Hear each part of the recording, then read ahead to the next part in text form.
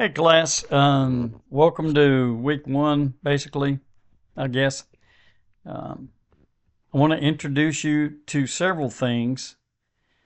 I sent an announcement that um, instructs you to go to the overview page, and on that page, you're going to find a template. I don't care how you copy the template. You know more about technology than I do, but you need that template to use throughout the course to develop your plan. Actually, I'm going to give you the strategies, etc. now, and you can work on this thing throughout the 7 weeks. It's due on the seventh week. So assignment number one, which is on your assignments list, is to begin to work with this plan. I want to go over the template with you briefly. As you progress through the class and as we go through these different items involved in changing behavior, then you can edit and modify your plan. There's nothing to say right now that you can't completely fill this thing out. And you could, after today, you can fill this plan out. But I would suggest that you don't. I would suggest that you begin at the beginning and then work your way down through the plan as we go through the weeks. Excuse me, I've got a frog in my throat and can't get rid of it. So this thing is called a behavior intervention plan, a BIP for short. It's also called a behavior modification plan. Either way you want to term it is fine, doesn't matter. Most people call it a BIP, but usually a BIP is associated maybe with working with someone else, but it still works for self-modification. So that doesn't matter. Don't worry about that part. Let's worry about what it tells you to do. So if you look at the plan when you do, hopefully you can pull it up while you're watching this. If not, you can repeat this video and you can walk yourself through this plan as you listen to the video. A lot of this is self-explanatory. Date, whatever date is you start this thing, that's important. Put the date that you started, which should be the first day of class. And then the target problem behavior. This is a behavior that you choose that's troublesome to you that you want to change. Now, let me caution you. Stay away from weight loss. Weight loss takes, unless you do something drastic, dramatic, I don't want you going there. I don't want you doing weight loss because it's not usually successful for one thing, and number two, we don't need to be worried about that. I want you to do something like maybe I'm going to drink less Coca-Cola per day or whatever, something simple, something achievable, something that's not going to turn your life upside down, if that makes sense. I'll give you an example. I had a student when I taught this at Pfeiffer University who drank, and this is a true statement, she drank between 8 and 12 cans of Mellow Yellow a day. And obviously that's way too much. I've known several people that did that. She wanted to end that. By the end of a 16-week semester of behavior modification, she had completely eliminated not only Mountain Dew, but all soda. She was drinking water. So that's achievable in 7 weeks. I'm not too sure. It depends on your abilities. But that's extreme. Choose something very simple. Okay, I'm going to start eating breakfast every morning. Or I'm going to skip my mid-morning snack. Or things like that. Things that are easy to do. Concentrate on reduction and concentrate on change as opposed to elimination. Hope that makes sense. So here's what you do. You've chosen the target problem behavior. That doesn't have to be instantaneous. Think about it before you choose that behavior. Enlist that. It's got a place for it on your form. And then you develop your plan. What are the objectives? There are 5 items But don't restrict yourself to that. You can put as many or as few objectives as you want to put. You can put one. It doesn't matter. Objective number one: stop drinking 10 cans of soda, or don't drink but 1 can a week, or whatever you want to do. But that's the objective. Preventative strategies, that's the next category.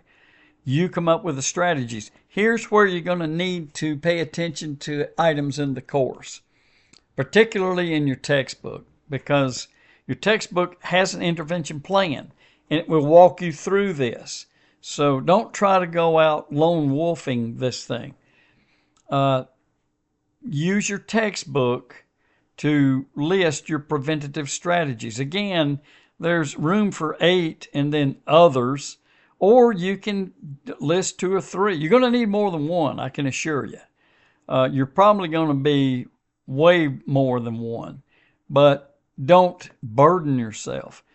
Be realistic about this. The next thing to be concerned with is positive reinforcement. I'm going right down the list of this BIP. Positive reinforcement. What am I going to do to reward myself? You can use the Premack principle, the Steve Premack principle, where, okay, my behavior modification plan is that instead of studying for 10 minutes, I'm going to study for 2 hours a day. So what's my positive reinforcement? Well, I really like pizza. So if I complete my plan, if I complete 2 hours of study a day, then I'm going to reward myself with a pizza snack or whatever. I think you get how simple it can be. So give yourself a few things of positive reinforcement, stuff that you like, that you know you can plug into this plan and be successful. Think of things that you know you're going to be successful. Now, the next item, this is pretty tough. Consequences for noncompliance. You got to punish yourself. Okay, I only studied an hour and a half. No pizza today. Those kind of things. So you got to develop consequences for your, I'm not going to call them failures. I'm going to call them letdowns. Okay, I didn't do good on Monday, so I got to pay myself back for that. It also doesn't mean, so okay, I'm going to study 3 hours on Tuesday, so I'm going to eat double the amount of pizza. Don't do that. Keep it realistic, as I say. And finally, program review schedule. Let me clue you in. It's a little bit easier to do these plans if you have someone that can hold you accountable. You may even form a team.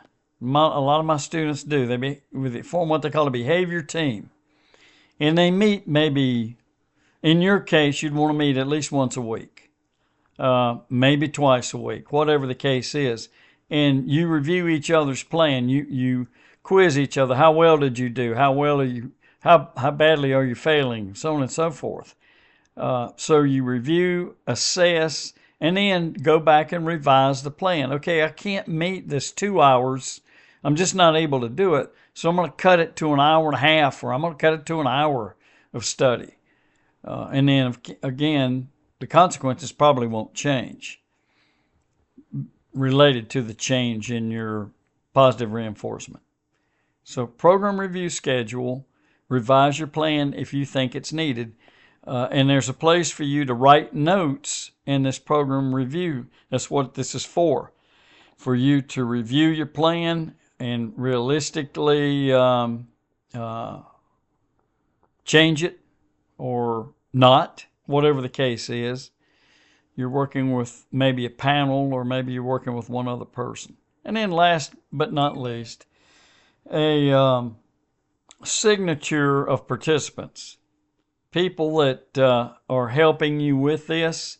Again, I strongly advise that you get at least one, maybe two, and have them work with you on your plan, because they can coach you. You guys can be mutually supportive.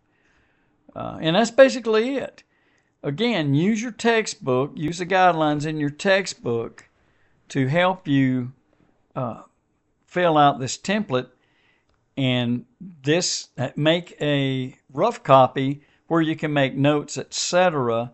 And then for the one that I want you to turn in, I've got to talk to the tech people to figure out how to get you guys to do this. I don't want it emailed.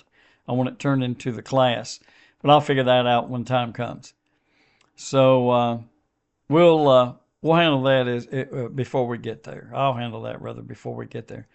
So that's immaterial. That's minor stuff. Turn it in, of course, important. All right, good. Hope I hadn't confused you. So let's move quickly into a couple of other things that are pertinent, related to this BIP business, and basically to explain to you exactly what behavior modification is. Our discussions for you folk that are going to be in the hybrid section is that we're going to discuss stuff from the virtual presentations in class. You still need to watch these because there will most likely be questions related to this, and your final exam is going to be heavily influenced by these virtual lectures. So be very aware of that. So I'm going to try to run through this pretty quickly. Defining behavior modification. What do we want to do with this? Well, what is it? If I'm going to write a definition of it, here's what I'm going to include. Applied science and professional practice. That's self-explanatory. This is a scientific approach to doing this stuff. You can go to coaches. You can go to counselors. I'm a counselor. You can go to a psychologist. I'm a psychologist. You can seek professional help, but you can do these. This is self-modification. So that's what we concentrate on. Sorry about my computer moving around. Applied science. We're going to apply scientific principles to this. Professional practice. What are we saying all this for? It's concerned with analyzing and modifying human behavior. That's what modification is. Behavior modification. So let's break it down. What is it? The use of operant conditioning. I'll let you go look that up.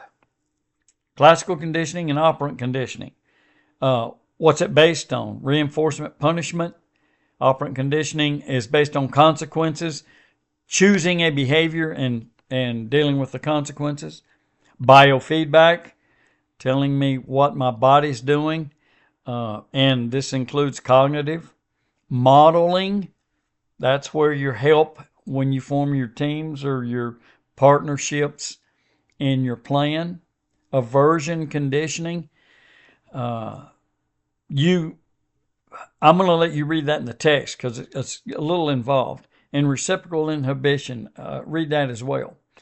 Learning techniques is what I just finished describing to you. And they're used to change human behavior. Sometimes if it's something serious like an addiction, then we're going to send you to a behavior therapist. The main focus is overt behavior. What are my observable behaviors? What that I see and others see I want to change. But you also have to be aware of covert behavior. What am I hiding? What's lurking in the shadows causing me to behave the way I'm doing it? And if you want some sources, Ivan Pavlov, Thorndike, Skinner, and Watson, these heavy hitter names in psychology, all were involved in this behavior modification business. Let's look at characteristics real quick. I'm not going to try to bore you with all of this behind the scenes stuff, but you need to know this. What are your actions? I need to know what your behaviors are. You need to know what your behaviors are. You know them. Why are they there? Dimensions. In other words, how impactful are they? And some of this can be measured. What's the percentage of time I spend? I want to cut down on watching programs on TV when I should be studying.